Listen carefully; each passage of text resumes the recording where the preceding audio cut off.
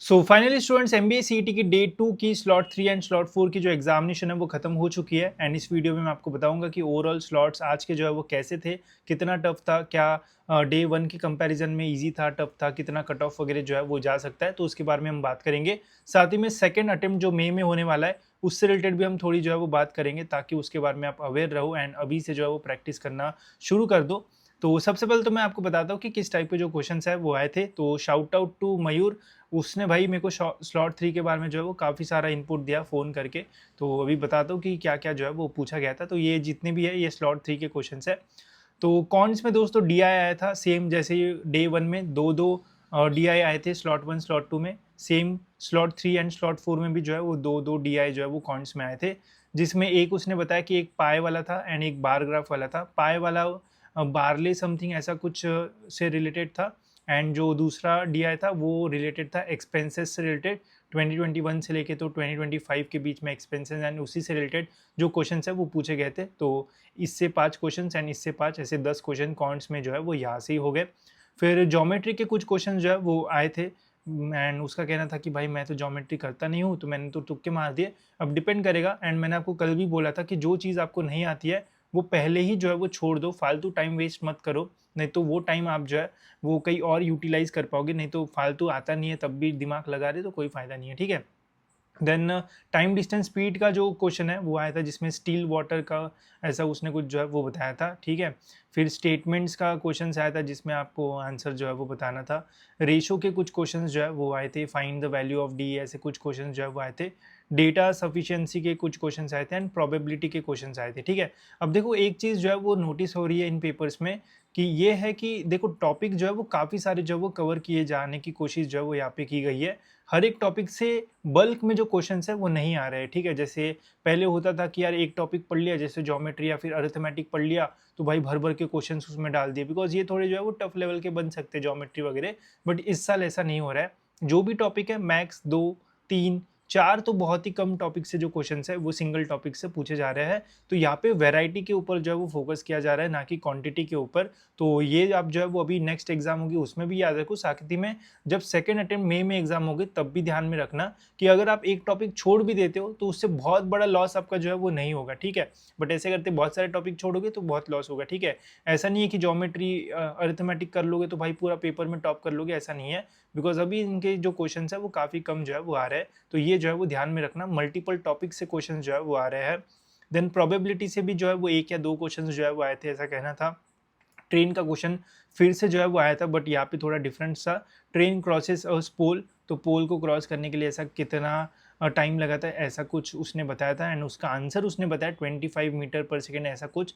अब आपने जिसने भी एग्जामिनेशन दी है वो मुझे करेक्ट कर सकते हैं कमेंट्स में। उसने मुझे जो बताया एंड जितना मुझे समझा वो मैं अभी आपको जो है वो बता रहा हूँ, ठीक है। तो जितने भी टॉपिक्स आए थे कॉन्ट्स में भी, तो ये देखा गया था कि वहाँ पे मल्टीपल टॉपिक्स आए थे, ना कि एक ही टॉपिक से मल्टीपल क्वेश्चंस, ठीक है। इंग्लिश की बात की जाए तो ग्रामेटिकल के काफ़ी सारे क्वेश्चंस आए थे। फिल इन द ब्लैंक्स के भी 2-3 क्वेश्चंस जो है वो देखने को मिले थे। एक्टिव वॉइस या पैसिव वॉइस का एक क्वेश्चन जो है वो आया था। फिर सिनोनिम एंड एंटोनिम का क्वेश्चन जो है वो आया था। ध्यान रखना एक क्वेश्चन आपको इंग्लिश में ज़रूर आएगा जिसके 2 या 3 क्वेश्चन रहेंगे, जिसमें ऐसी ज़िंदगी में आपने जो वर्ड नहीं सुना होगा या फिर कभी देखा नहीं होगा वही वर्ड का मीनिंग जो है वो पूछा जाएगा, ठीक है। तो वहाँ पे आप अपना दिमाग लगा के कि भाई हाँ इसका मीनिंग ये हो सकता है, 10-20 सेकंड सोचो। नहीं समझ में आ रहा है, देखा ही नहीं जिंदगी में कभी वर्ड, तो भाई टिक करके आगे बढ़ जाओ, फालतू टाइम वेस्ट मत करो। बिकॉज सीईटी में ऐसे वर्ड्स आते हैं जो समझ में ही नहीं आते भाई क्या है। एक तो आपकी वोकैबुलरी बहुत अच्छी होगी तो ही आप आंसर कर पाओगे, अदरवाइज तो वही है कि रैंडम टिक करो एंड आगे बढ़ जाओ, ठीक है। देन सिनोनिम एंटोनिम के क्वेश्चंस थे। यहाँ पे भी इंग्लिश में जो है वो 4 ही पैसेजेस आए थे। सेम देखने को मिला है, डे 1 में भी दोनों स्लॉट में 4 पैसेजेस एंड डे 2 में भी दोनों स्लॉट्स में जो है वो 4 पैसेजेस। पैसेज पहला था क्लाइमेट चेंज का, एंटार्क्टिका ऐसा कुछ। कंट्रीज वाला था विजन ऑफ चाइना, जिसमें बताया गया था ऐसा उसने बोला। फिर ड्रिंक कंपनी का एक था एंड एक यहाँ से दिख नहीं रहा, एक था डेमोक्रेसी। एंड ये डेमोक्रेसी वाला जो है वो थोड़ा टफ था, ऐसा उसका बोलना था। बाकी हो सकता है टाइम अगर कम दिया होगा तो और टफ लगता है। अब देखो एक चीज़ जो नोटिस हो रही है इंग्लिश के पेपर में, जो चारों ये जो पैसेजेस आ रहे हैं ना वो सबसे पीछे होते हैं, ठीक है। मतलब पेपर के सबसे पीछे, इसका मतलब आखिरी के 180 से लेके तो 200 क्वेश्चन के बीच में आपको पैसेज जो है वो मिलेगा। तो अगर आपको पैसेज सॉल्व करना है तो ढूंढो मत, डायरेक्ट 180 के ऊपर जो है वो क्लिक कर दो, सेक्शन चेंज करके आपको पैसेज जो है वो मिल जाएंगे, ठीक है। एंड सेकंड अटेम्प्ट में भी क्या पता है ऐसे ही हो जाए। एंड पैसेज जो है वो बहुत ज़्यादा टफ नहीं है, रीडेबल है। हाँ, थोड़ी लेंथ आपको जो है वो लंबी मिलेगी, बट रीडेबल है। एक बार पूरे क्वेश्चंस पढ़ लो, फिर पैसेज पढ़ो, आपको आंसर्स जो है वो आराम से मिल सकते हैं, ठीक है। तो इसका ध्यान रखो, ये आपको अभी एंड बाद में भी जो है वो काम आएगा, ठीक है। अब दूसरे सेक्शंस भी देखते हैं। वो सेक्शंस देखने से पहले गाइस एक बहुत ही अच्छी न्यूज़ आपके लिए है। अब देखो सेकंड अटेम्प्ट जो है वो जल्दी ही है, ऑलमोस्ट 1 महीने के आसपास का टाइम जो है वो बचा है। एंड हमने दोस्तों आपके लिए सेकंड अटेम्प्ट के लिए जो है वो एक बैच जो है वो लॉन्च की है, जिससे हो सकता है कि आपको बहुत फ़ायदा हो। एंड इससे आपका जो स्कोर है वो इंक्रीज़ भी हो सकता है, एंड टॉप 5 कॉलेजेस में भी आपको एडमिशन जो है वो मिल सकता है। अब ये नॉर्मल कोर्स जैसा जो है वो नहीं रहेगा, बिकॉज़ अभी जो है वो काफ़ी सारे लोगों ने अपना प्रिपरेशन जो है वो किया होगा। फिर से ज़ीरो से वही चीज़ें पढ़ने के लिए अगर जाओगे तो और बोर हो जाओगे, एंड 1 महीना कुछ पढ़ाई नहीं होगी, आखिरी के 5 दिन में ही जो है पढ़ाई आपकी जो है वो होगी, ठीक है। तो इसी के लिए थोड़ा हमने जो कॉन्सेप्ट है वो डिफरेंट रखा है। जो हमारा शॉर्टकट वर्कशॉप हमने रखा था, जो अगर आपने अटेंड किया होगा तो आपको पता होगा कि कितना फ़ायदा हुआ है उससे। अगर आपने नहीं लिया होगा तो वो शॉर्टकट वर्कशॉप की जितनी भी रिकॉर्डिंग्स है वो आपको इसमें जो है वो मिलेगी। मतलब जो भी आपको कॉन्सेप्ट पढ़ना है, जितने भी टाइप के क्वेश्चंस आते हैं, कुछ भी पढ़ना है तो डायरेक्ट जिस टाइम आप कोर्स बाय करते हो उस टाइम से आप जो है वो देख पाओगे, ठीक है। इसके अलावा यहाँ पे आपको टॉपिक वाइज जो टेस्ट है वो मिलेंगे। किसी टॉपिक की अगर आपको एक्स्ट्रा प्रैक्टिस करना है तो वो आप जो है वो कर पाओगे। एंड सबसे इंपॉर्टेंट यहाँ पे लाइव सेशंस भी जो है वो होंगे। अब आप बोलोगे कि पहले तो रिकॉर्डिंग सारी दे दी है तो लाइव सेशंस किस बारे में होंगे। तो लाइव सेशन दोस्तों यहाँ पे जो है वो टॉपिक डिस्कशन करने के लिए जो है वो होंगे। आपको जैसे कुछ टास्क दिए जाएंगे कि सपोज आज आपको परसेंटेज या फिर टाइम स्पीड डिस्टेंस के जो क्वेश्चन है वो सॉल्व करने के लिए कुछ टेस्ट जो है वो दी जाएगी, ठीक है। वो टेस्ट को आपको जो है वो सॉल्व करना पड़ेगा। एंड वो सॉल्व करने के बाद उसी दिन एक सेशन रहेगा जिसमें उन्हीं क्वेश्चंस के बारे में बात की जाएगी, एंड उन्हीं कॉन्सेप्ट्स के ऊपर बात की जाएगी कि कैसे आपको यहाँ पे जो है वो शॉर्टकट्स लगाना है, इन क्वेश्चंस को कैसे आपको जो है वो अप्रोच करना है, या फिर इन क्वेश्चंस को क्यों आपको जो है वो छोड़ देना चाहिए ताकि आपको ज़्यादा टाइम वेस्ट जो है वो ना हो। तो इस फॉर्मेट में अभी आपकी जो है वो स्टडी होगी आने वाले कुछ दिनों में, मतलब 1 महीना। तो इससे आपको जो है वो बोर भी नहीं होगा, आप अपने मॉक टेस्ट जो है वो भी देते रहोगे। एंड जहाँ पे जिन टॉपिक्स के ऊपर आप अटक रहे हो, जहाँ पे एक्चुअल में सच में नीड है कि हाँ यार ये अभी मेरे को लाइव सेशन करना चाहिए, तो फिर आप जो है वो लाइव सेशन कर पाओगे। तो कुछ इस अप्रोच से हम जो है वो जाने वाले, इससे आपको काफ़ी हेल्प भी होगी। साथ ही में इसमें कुछ और मॉक टेस्ट भी जो है वो मैं ऐड करने बोल दूंगा फुल लेंथ, जिससे आप जो है वो डेली 2 दिन छोड़ के या फिर 3 दिन छोड़ के एक मॉक टेस्ट जो है वो देते रहना, उससे फ़ायदा होगा। एंड एक्चुअल एग्जामिनेशन की प्रैक्टिस भी जो है वो होगी।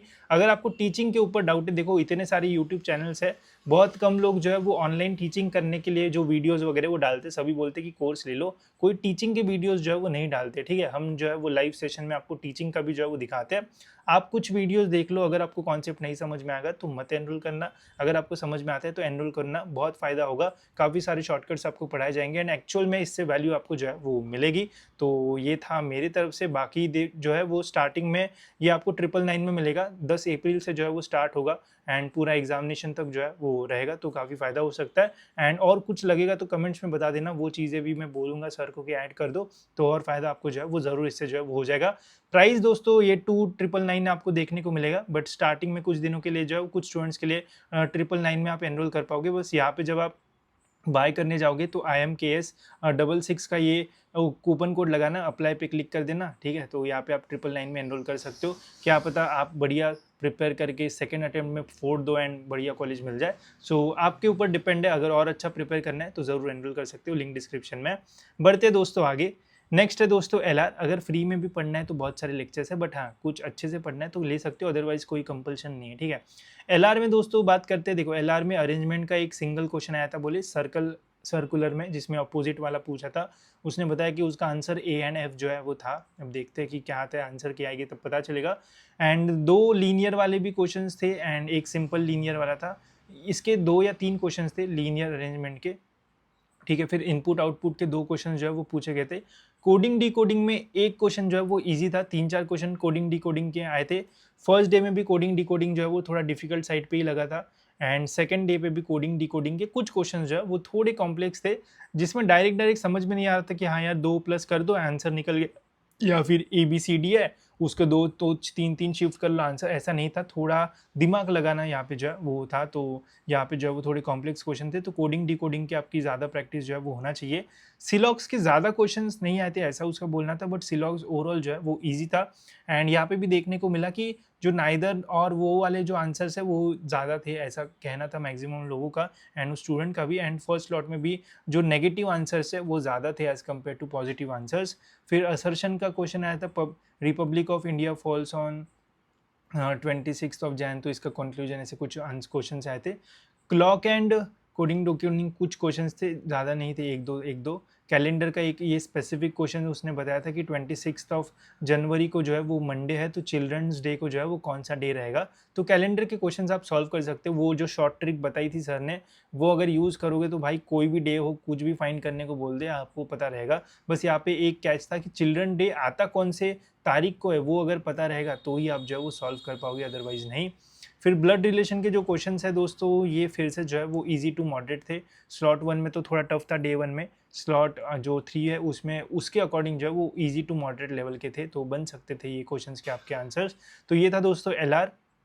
अब बात करते हैं एब्स्ट्रैक्ट, जो कि सबसे ज़्यादा अंडर मतलब ये कहते हैं, क्या बोलते हैं उसको, कुछ तो बोलते हैं ना कि अंडर एस्टिमेट करते हैं, हाँ, कि एब्स्ट्रैक्ट भाई ये तो बन जाएगा। देखो मैं आपको गारंटी देता हूँ, जिस टाइम आपका जो ऑब्जेक्शन की आएगा ना, उस टाइम सबसे ज़्यादा जब आप ये करोगे कि यार काश मैंने इसको नहीं उसको टिक कर दिया था होता, काश मैंने पहले जो टिक किया था उसको ही टिक रहने देता, दूसरे को नहीं करता, ये आप सब लोग जो है वो सोचोगे जब आपका एब्स्ट्रैक्ट का, जब आप ऑब्जेक्शन की जो है देखोगे।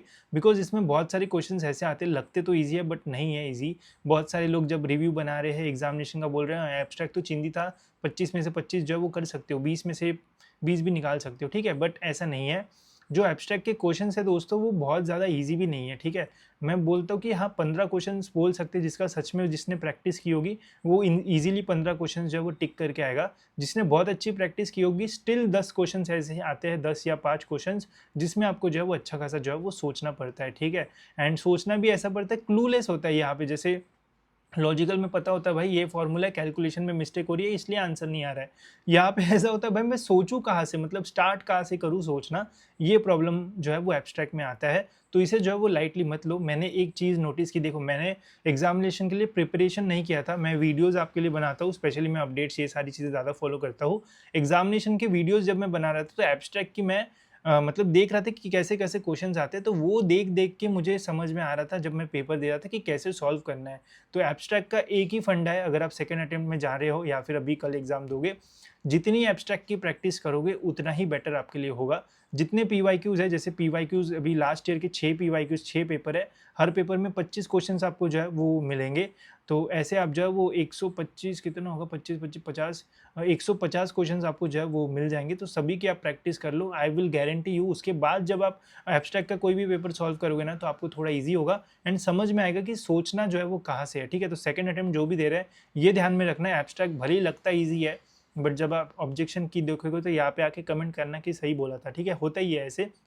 तो इसका ध्यान रखना एंड इसकी प्रैक्टिस करना। बाकी मैं सोच रहा हूँ कि एब्स्ट्रैक्ट के ऊपर वीडियोस बनाऊँ जिससे हम बात करते करते सॉल्व करेंगे, तो सोचने का जो स्किल है वो आएगा। तो देखते हैं, अगर होगा तो पॉसिबल तो बना दूंगा, ठीक है। तो ये जो है वो ध्यान रखना नेक्स्ट अटेम्प्ट के लिए। अब बात करते हैं दोस्तों थोड़ा कट ऑफ के ऊपर, बिकॉज देखो स्लॉट 3 एंड स्लॉट 4 में ऐसे कोई मेजर खतरनाक चीज़ें नहीं हुई जिसके ऊपर जो है वो बात की जाए, ठीक है। नॉर्मल जैसे डे 1 था वैसे ही सारी जो चीज़ें है वो थी। यहाँ पे कुछ टफ था तो वहाँ पे कुछ टफ था, यहाँ पे ईजी था तो वहाँ पे कुछ ईजी था। तो ऑलमोस्ट बहुत बड़ा जो डिफरेंस है वो देखने को हमें जो है वो नहीं मिलेगा, ठीक है। तो कट ऑफ के बारे में थोड़ा जो है वो बात करते हैं। देखो कट ऑफ जो है वो डिपेंड करता है दोस्तों जो शिफ्ट आप में जिसने एग्ज़ाम दी है उस शिफ्ट के टॉपर्स के ऊपर भी, ठीक है। अब परसेंटाइल देखो, मतलब पूरा ओवरऑल जो सिस्टम है ना वो बहुत कॉम्प्लिकेटेड है। उसमें भी काफ़ी सारे लोग बोलते हैं कि 150 स्कोर कर लो मिल जाएगा, ऐसा नहीं होता है, ठीक है। अब देखो ये आपकी जो बेसिक चीज़ है ये अभी आप बस पेपर दे रहे हो, ठीक है। जितना भी आपका स्कोर आएगा उससे आपको जो रैंक है वो मिलेगा नहीं, ठीक है। बहुत सारे लोग बोलते हैं कि 155 स्कोर कर लो जेबी आपका जो है वो बन जाएगा, ठीक है। देखो एक टाइप पे बोल सकते हैं कि हाँ वो सच बोल रहा है, बट दूसरे इससे सोचोगे तो बोल सकते हैं कि वो टोटली जो है वो रॉन्ग बोल रहे हैं, ठीक है। अब ऐसा क्यों होता है, देखो जब आप अभी एग्जामिनेशन दे रहे हो तो अभी ये स्लॉट 1 ही मतलब अटेम्प्ट 1 है, इस बार 2 अटेम्प्ट भी जो है वो होने वाले हैं, ठीक है। अभी सपोज़ किसी ने जो है वो 155 जो है वो स्कोर कर लिया, उसका सपोज़ कर लो कि बहुत अच्छा परसेंटाइल जो है वो बन जाएगा, ठीक है? ये उसका जो है वो अटेम्प्ट 1 है।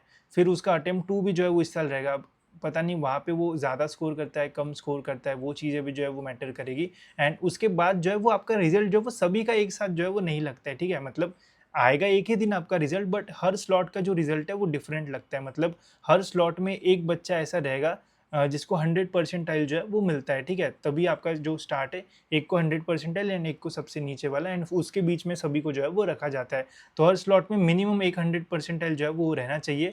तो एक तो 155 पे भी 100 परसेंटाइल मिल सकता है, 160 पे भी मिल सकता है। बहुत ही टफ स्लॉट जब आता है तो 140 के ऊपर भी जो है वो 100 परसेंटाइल जो है वो मिलता है।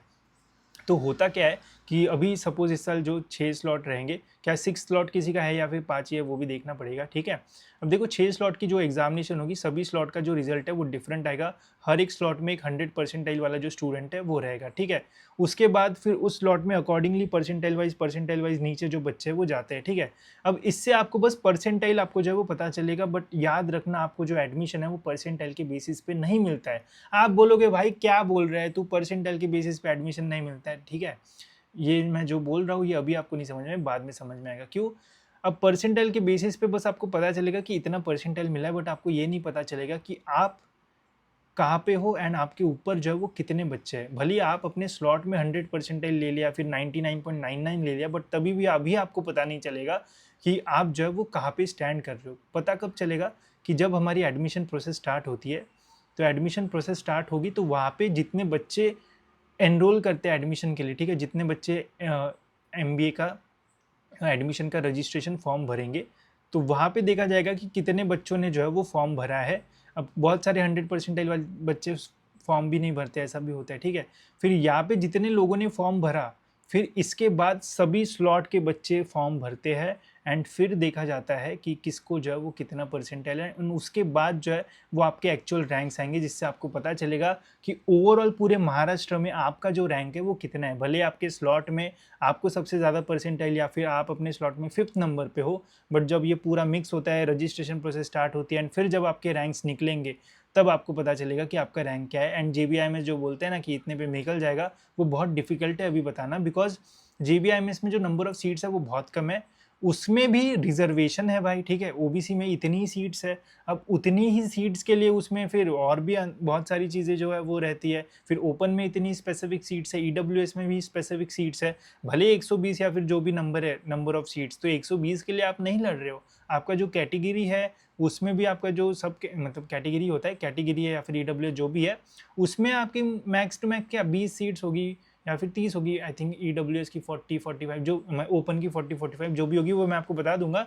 तो उनके लिए आप लड़ रहे हो, आप 120 के लिए नहीं लड़ रहे हो, ठीक है? तो अभी जो है वो कट ऑफ से ज़्यादा जो है वो अपने प्रिपरेशन के ऊपर जो है वो फोकस करो।